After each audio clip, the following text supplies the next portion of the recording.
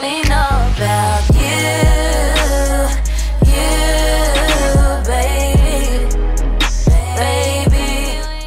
Hello biz, it is Leah Maria Neal here. Today I'm going to teach you guys how to be happier by doing little things every day. So first up, well, first and foremost, make sure you drink a full bottle of water. I always have a bottle of water by my bed. I have this, it's like bigger than the average water bottle, but I make sure to finish that. I take my vitamins in the morning. Just a really great way to start off the day and detox. I know a lot of you are thirsty. Number two, always start off the day on a positive note. As soon as you wake up from your slumber, the first thought that should come to your mind shouldn't be negative, because how you think as soon as you wake up is what sets the tone for the rest of your day. So if you think positively, you're going to have like a domino effect of all positive things going on for the rest of the day. But if you wake up in a cranky mood, that's what's going to set the tone for the rest of your day, and you're just going to have a bad day. You know how like people will say, I just had the worst day, like all these bad things just kept happening to me? It's because you have one bad thing that happens to you early on in the day, and then on days like when I cry like early in the day, I'm 100% guaranteed to be crying like later on in the day as well. Yeah, you just don't want to start off the day in a bad mood. Just try to think positively, which I know is like a little harder said than done, but an easy way of doing that is to practice gratitude. I have a tab in my notes app of things that I'm grateful for. I keep it on my phone. I think it's like even better to write it down, but I have it on my phone just like for convenience sake, because I always have my phone on me, and like whenever I think of something that I'm grateful of like throughout the day, like I'll just take to my phone and jot it down in case I forget. So that's a really good thing. It could be so simple. Like if you can't even think of anything, think of like the most relevant thing right now, like COVID-19.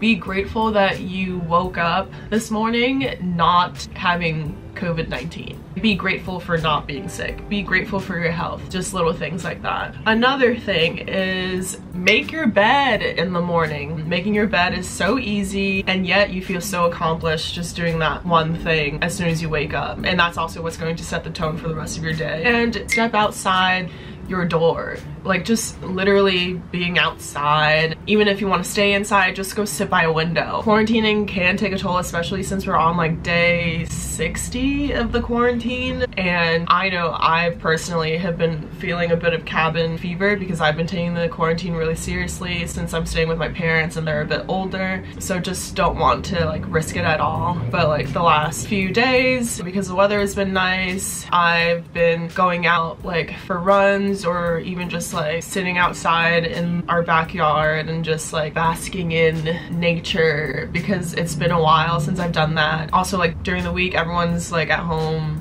doing their work from homes and whatnot, so it's not as busy outside anyway. So like you can go outside as long as you're practicing social distancing, because it is really important to like not only practice quarantining and staying home for your loved ones and for the rest of society, but also like the body needs a break sometimes from just being confined within four walls. So take moments, especially before you start to get overwhelmed, or like even when you do get to that point of feeling overwhelmed, like go outside and just, because it's so easily overlooked, be one with nature. Look at the trees, smell the air, look at the sky. Like low-key, I think the sky has been looking more blue than normal, especially in New York, and that's probably because there's just not as much pollution, which is great. Another thing that's been a bit of a struggle for me, especially in this quarantine, is just being productive. But I've realized that the hardest part in being productive in doing anything is just getting started. And then once you get started, everything else after that is just smooth sailing. I mean, like,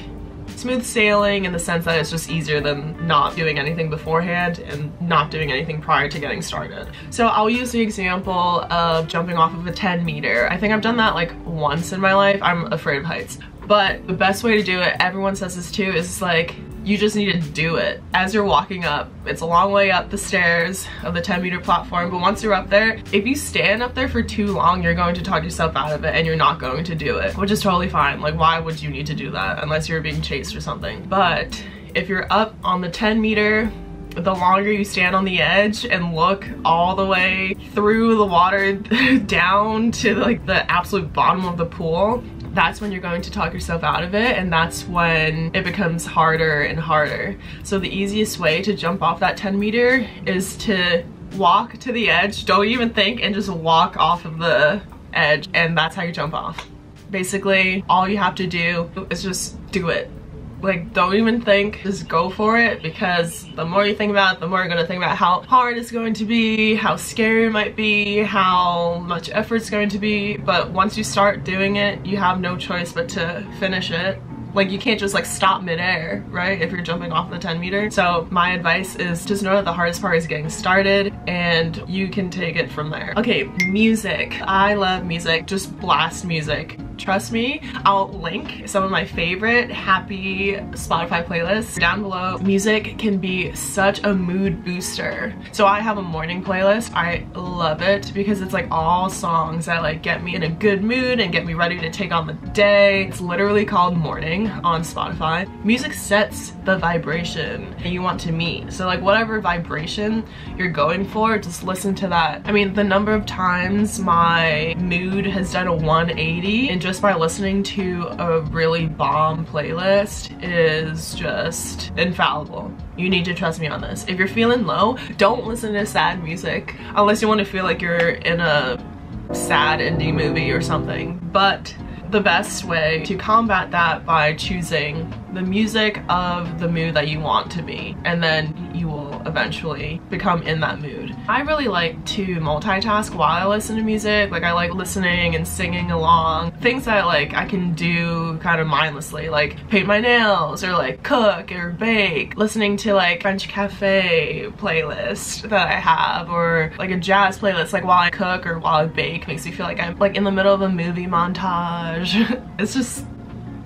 It's an instant mood booster. Something else that really plays a big role in your well-being is looking presentable. I know, especially while quarantining, it's hard because you just want to be comfortable and in your pajamas all day. But maybe have like a set of like nicer daytime pajamas and then your pajamas that you sleep in. Because like I've been doing that for a bit, and it's nice just so that you know that like when you change out of the clothes that you were just sleeping in last night, that it means, okay, it's a new day. It also helps you know that it's a new day, because I feel like all these days are blending in together, especially if it's like not just sweats or like comfy clothes. It makes you feel like you have to be productive.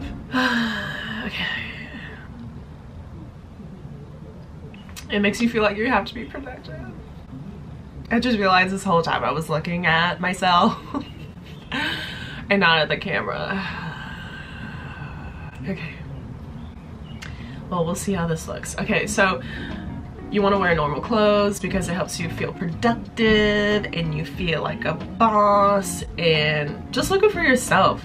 Like, you don't have to dress up for anyone else. Like, on a daily basis, why do you dress up? Like, deep down, like, you shouldn't feel the need to impress anyone. You should be dressing up for yourself, and you should be doing your makeup for yourself and all that just to boost your self-esteem and make you feel productive. But if you do dress up and you're feeling yourself, by all means, take your pictures, take your thirst traps, okay? Because you deserve it, and the world deserves to see that beauty. For those who are quarantining alone, or just whenever you feel lonely from time to time, I've learned this has really helped me when I was living in San Diego alone. I really got into podcasts just because it was nice to hear someone else's voice. Like, there are just so many podcasts for so many different interests, and I'll link some of my favorite podcasts below if you need some ideas of where to start.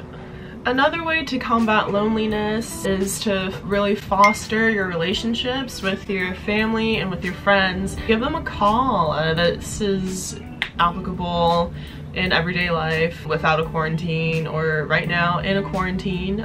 Just use this time to remember that you do have those connections and just how meaningful they are. It doesn't matter if you haven't spoken to them in a long time. I'm sure they will be so happy and surprised to get a call from you. And plus, the longer you haven't spoken for, the more you'll have to talk about, so you don't have to worry about awkward silences, which is nice. Also, another important thing to pay attention to is the energy that you feel after speaking with friends. After an interaction with a friend, do they give you energy or do you feel a bit drained? It's always really important to be mindful of how you feel after certain interactions, just so that you know the type of people who bring goodness and good vibes into your life as opposed to those who don't and maybe subtract from you. Another thing that I'm a huge proponent of is journaling. You don't even have to use the word journaling if it already sounds like too much of a commitment to you. Just write things down. I feel like journaling or just writing things down has really helped me, especially when I feel like I'm starting to get really overwhelmed, because this is a really uncertain time and uncertainty can cause some frustration, some anxiety, and whenever like I do get to that point of feeling like a little just off-put, I take to journaling. Journaling is especially helpful for those who maybe like don't have a therapist to talk to. It's just really nice to be able to put all of your thoughts out there and literally like take them out from your head and put them onto paper, like through your pen, just like taking the internal thoughts and just casting them out, just so that you decongest your brain from like all these thoughts, because it does add up to become like too much to handle. So it's just nice to kind of purge and lay it all out there onto a piece of paper. And a bonus, and it goes without saying, just know that you're that, okay? Just know that you're that person, and that's on period. I hope this advice helps you. You can take all of it or just some of it or one of them. Just try one thing. If you haven't like tried any of these things before, just try like one thing and just see how much it lifts your mood, and just see how everything just comes down to perspective. Like, you can live a happy life, like it's your choice. So if you like that, let me know if you want more like life advice, more life tips, life hacks, pro tip type content. I would love to just share with you guys what I've learned over the years, especially as someone in my early 20s. I guess I'm in my mid-20s now, but especially as someone in my mid-20s, this time is a lot about finding yourself and figuring out what works and what doesn't for you. And that's just what makes life really interesting. And I would love to be able to help you guys on that journey. I mean, I wish I could tell myself like 10 years ago all these things, but it's never too late. And remember to like and subscribe, and if you are subscribed, you should ring the bell that's next to the subscribe button, because it doesn't matter if you are subscribed, you won't get notifications of me posting new videos, because I don't know, that's just how YouTube works. So like the only way that you do get notifications of me posting new videos is if you ring the bell as well. So thank you guys, stay safe, I'll see you next week.